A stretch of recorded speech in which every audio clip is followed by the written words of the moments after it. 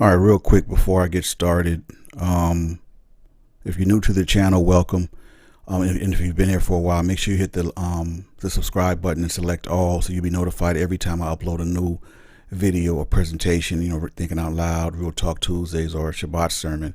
All right, and make sure you hit that thumbs up and share the videos, right, and respond, because everything is algorithm based. So we have to do that so we can get the viewership up and we continue to get the message out there to our people.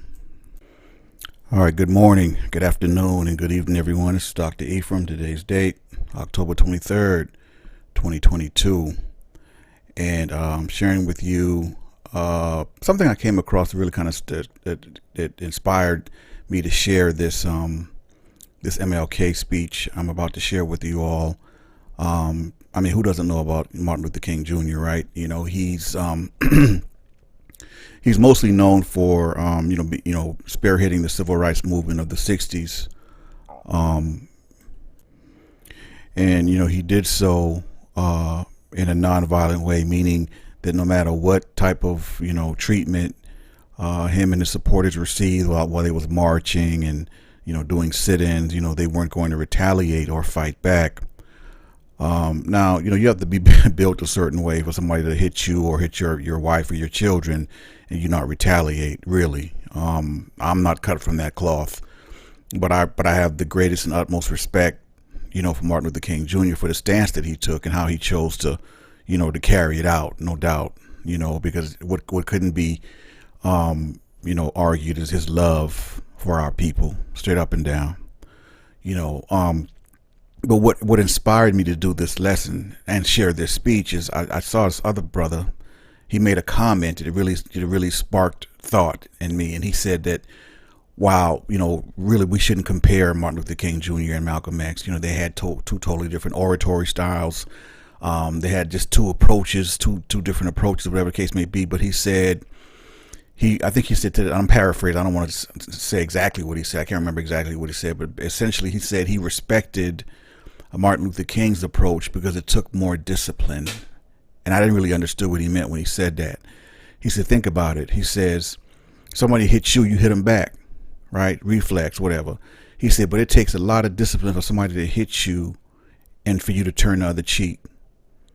See, and I will say this, I never thought of it like that, but it made sense, right? And so I don't want to turn this into something else, but that's a lot of Hebrew brothers feel like one of the reasons why they reject the New Testament, because they think they have things in there attributed to Yeshua or Jesus, to some of you, attributed to him that they don't believe he said. They believe that they attributed things to Jesus to say he said it, so the masses would take it to heart and do it because they figured Jesus said it.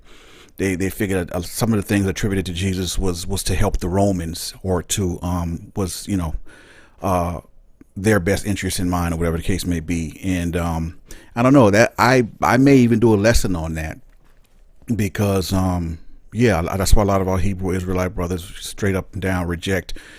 They not only reject Yeshua, they reject the whole so-called New Testament or whatever. So I may do a lesson on that, because that's something worth looking into in terms of some of the things they attribute to, because they attributed a lot of things to Yeshua that he did not say, he would never say, all in the spirit of getting people to kind of tie in or buy into the whole Christian ideology.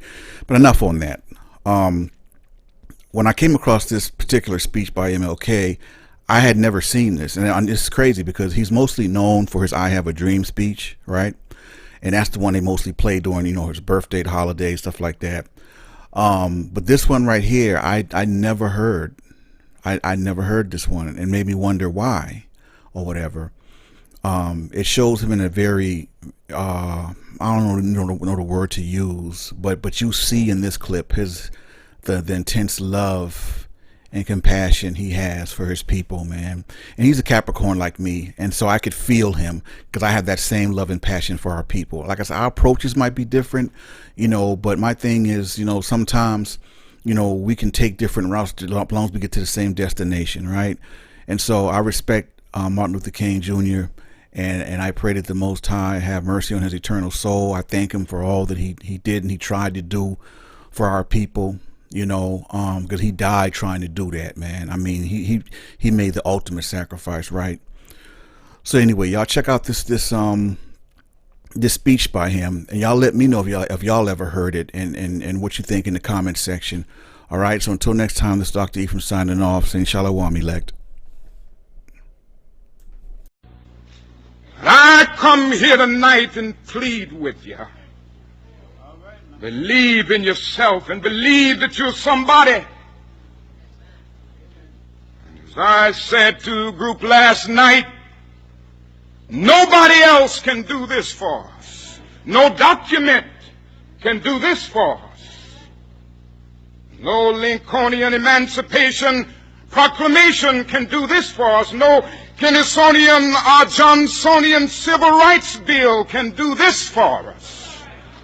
If the Negro is to be free, he must move down into the inner resources of his own soul and sign with a pen and ink of self-assertive manhood his own Emancipation Proclamation.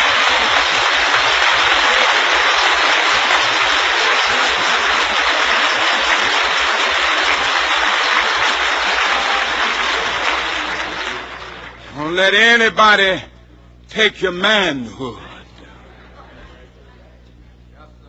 Be proud of our heritage. As somebody said earlier tonight, we don't have anything to be ashamed of. Somebody told a lie one day. They couched it in language. They made everything black, ugly, and evil. Look in your dictionary and see the synonyms of the word black. There's always something degrading and low and sinister. Look at the word white. It's always something pure, high, and clean.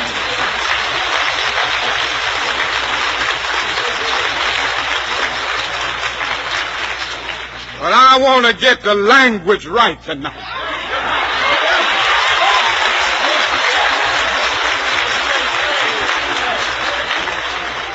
I want to get the language so right that everybody here will cry out, yes, I'm black, I'm proud of it, I'm black and beautiful.